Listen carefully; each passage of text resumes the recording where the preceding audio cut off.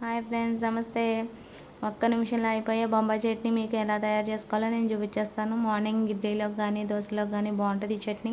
ఎవరైనా వీలైతే చేసుకోండి.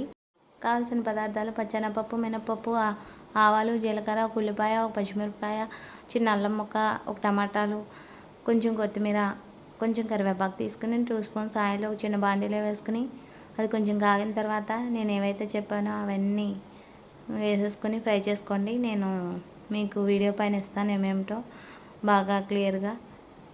ఇలాగా ఎగుతూ ఉంటుంది. అంతలోపల కొంచెం సాల్ట్ లేదా కల్లుప్పు వేసుకుని ఒకసారి కలిపి పెట్టుకోండి.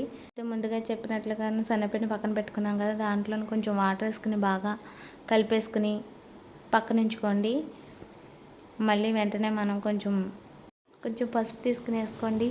పసుపు కూడా మళ్ళీ కలిపి పెట్టేసుకోండి. పెద్దగా ఏం అవసరం ఉండదు, ఇందులోనూ చాలా ఈజీగా ఉంటుంది. బాగా దగ్గరగా వేగిపోయిన తర్వాత మనకు కావాల్సిన వాటర్ వేసుకుని వాటర్ చూడండి, వీడియోలో సేపు వెంటనే మరిగిపోతాయండి. మరిగిపోయిన తర్వాత మనం ముందుగా కలిపి పెట్టుకున్న పక్కన ఉన్న శనగపిండి నీళ్ళు వేసుకుని మళ్ళీ కలిపేసుకుంటే మనకు కావాల్సిన బొంబాయి చట్నీ రెడీ. అంతే, చాలా easy and tasty Bombay chutney. Thank you.